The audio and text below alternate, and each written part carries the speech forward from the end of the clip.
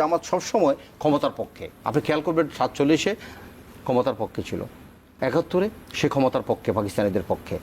আপনি 71-এর ভূমিকাটা সে প্রেক্ষাপটে দেখেন, 71-এর পর থেকে 54 বছরের ইতিহাসে তাদের কর্মকাণ্ডগুলো দেখেন এবং তাদের বিভিন্নভাবে ইনিয়ে বিনিয়ে বাংলাদেশ স্বাধীনতা সার্বভৌমত্ব নিয়ে তাদের কথাবার্তাগুলো কী।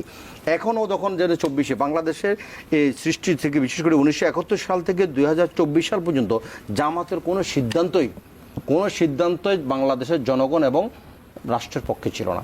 একমাত্র জামাত একটা বিষয় বলতে পারবে যে 24-এর কোনো আন্দোলনে এদেশে যখন এদেশের মাস পিপল, প্রতিটা শ্রেণী পেশা জনগণ যখন এই আন্দোলনের সাথে একমত হয়, জামাত সহ এই জামাতের একটা বিষয় বলার আছে। কিন্তু চারশো ছাত্র সংসদ নির্বাচনে 1971 সালের পর থেকে বহুবার বাংলাদেশে হয়েছে।